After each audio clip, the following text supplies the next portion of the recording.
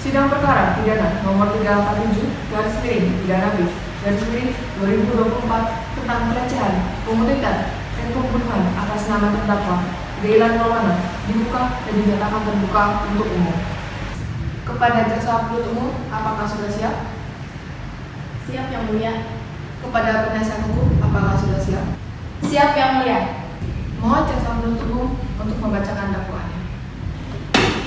Yang Mulia, terdakwa Deilan Maulana didakwa melakukan tindak pidana berupa pelecehan seksual, penguntitan, dan pembunuhan berencana sebagaimana diatur dalam pasal 338 dan pasal 340 KUHP. Pada tanggal 17 November 2024, sekitar pukul 11.00, korban Amalia Tetra yang saat itu sedang berjalan pulang setelah kelas perkuliahan diganggu oleh terdakwa yang mengutipnya. Terdakwa kemudian melakukan pelecehan verbal kepada korban di area yang sepi. Korban berusaha melawan dan meludahi terdakwa. Terdakwa yang tersulut emosi menemukan palu yang ada di sekitar tempat kejadian. Korban sempat meminta pertolongan kepada temannya Farhan melalui panggilan telepon. Namun, sebelum temannya sempat menjawab, korban telah kehilangan nyawanya akibat serangan dari terdakwa. Duh, ngapain ya? Gabut amat.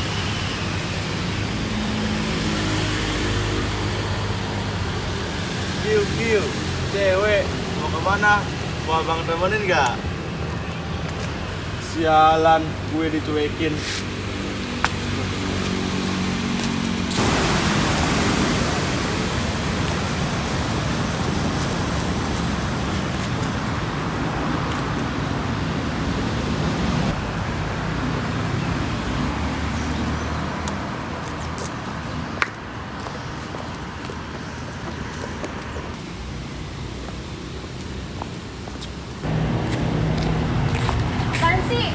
Lo bisa stop gak ikutin gue? Lu usah marah-marah gitu dong, jadinya jadi hilang kan. Apaan sih orang capu lo? Pergi sana. Wah, kurang ajar lu.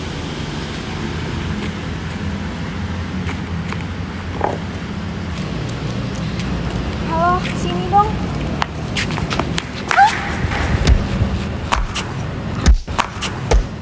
Demikian uraian dakwaan kami, Yang Mulia. Terdakwa, apakah saudara memahami dakwaan yang dibacakan oleh jaksa penuntut umum? Iya, Yang Mulia, saya tidak bermaksud membunuh Amalia, tetapi saya emosi karena dia meludahi saya. Baik, keberatan saudara akan kami pertimbangkan. Sidang dilanjutkan dengan mendengar keterangan saksi-saksi. Saudari Nita, apakah saudari mengenal korban dan terdakwa? Ya, saya ibu dari korban. Untuk terdakwa saya mengenalnya setelah kejadian. Dia seorang anak pejabat tinggi di sini. Izin Yang Mulia.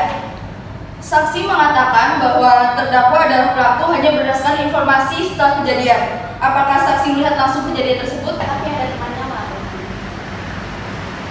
Panggil saksi kedua, Farhan Fibras. Untuk saudara Farhan, apakah saudari mengenal korban dan terdakwa? Benar, saya merupakan teman dari korban. Terdakwa saya kenal sebagai orang yang pernah mengganggu Amalia beberapa kali. Saudara Farhan, apakah saudara melihat langsung kejadian tersebut? Tidak, saya hanya mendengar teriakan melalui telepon. Apakah saudara yakin bahwa suara yang ditelepon itu suara dari korban? Iya. Cukup untuk penasihat hukum. Untuk saudara Farhan, dipersilakan untuk memberi keterangan berdasarkan yang Anda ketahui. Amalia menelpon saya sekitar pukul 11. Saya mendengar teriakan panik dan permintaan minta tolong. Han, tolong aku dong. Saya menjawab dan bertanya di mana lokasi dia saat itu. Tetapi sebelum dia menyelesaikan perkataannya, saya mendengar teriakan keras dari Amalia dan saya mendengar pukulan bertubi-tubi melalui telepon. Kemudian saya memutuskan sambungan teleponnya dan langsung menghubungi ibu Amalia. Apakah sebelumnya korban pernah menyampaikan keluhan tentang terdakwa? Benar, Amalia pernah bilang bahwa terdakwa sering mengikutinya dan pernah berkata kasar. Yang Mulia, saksi hanya mendengarnya dari sambungan telepon dan tidak dapat memastikan siapa pelakunya yang jelas. Bukankah ini meragukan? Kami memiliki bukti forensik termasuk sidik jari terdakwa pada tubuh korban yang menguatkan kesaksian ini. Terdakwa, apakah ada yang ingin saudara sampaikan untuk membela diri? Saya hanya ingin menyampaikan bahwa saya ingin meminta maaf karena tidak bermaksud untuk membunuh Amalia. Karena pada waktu itu saya terpancing emosi. Yang mulia, klien kami masih remaja. Dia hanya terpancing emosi dan tidak berniat untuk membunuh.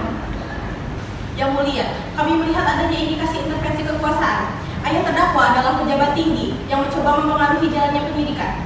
Kami meminta majelis hakim memastikan bahwa hukum ditegakkan secara adil.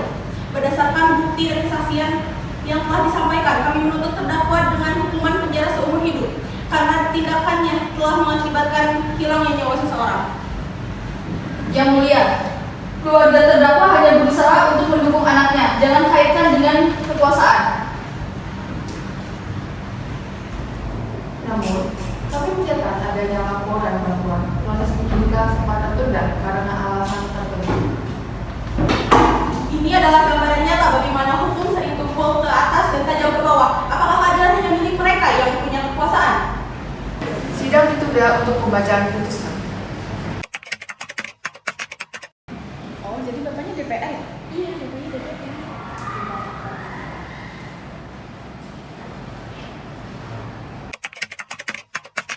Pertimbangan seluruh bukti, kami memutuskan bahwa terdakwa terbukti bersalah melakukan pelecehan seksual, penguntitan, dan pembunuhan.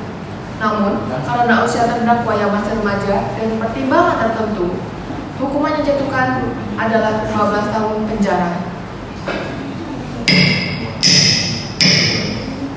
Hanya 15 tahun yang mulia. Ini tidak adil. Putusan ini sudah sesuai dengan undang-undang yang berlaku. Sidang selesai dan ditutup.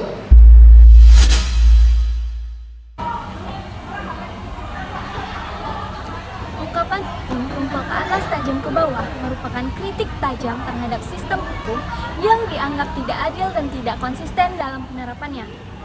Fenomena ini menggambarkan situasi di mana hukum cenderung lebih lunak atau bahkan tidak berpengaruh pada mereka yang memiliki kekuasaan, pengaruh, atau kekayaan.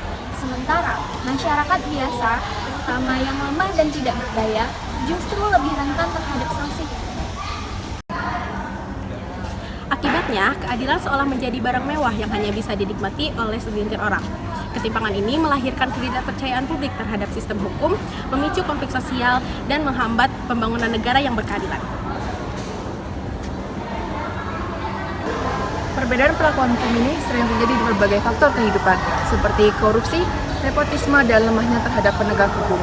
Akibatnya, orang kaya dan berkuasa seringkali lebih rentan lolos dari jeratan hukum, sedangkan orang yang miskin dan lemah lebih rentan terhadap ketidakadilan hukum. Fenomena ini bukan hanya masalah hukum semata, tapi juga merupakan cerminan dari ketidaksetaraan sosial dan politik yang lebih luas.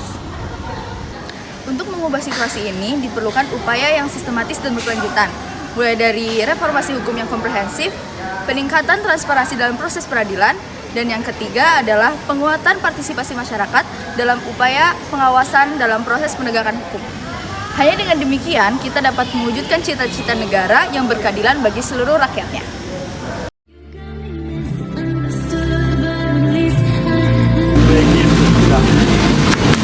Ini udah hidup di kolong jembatan.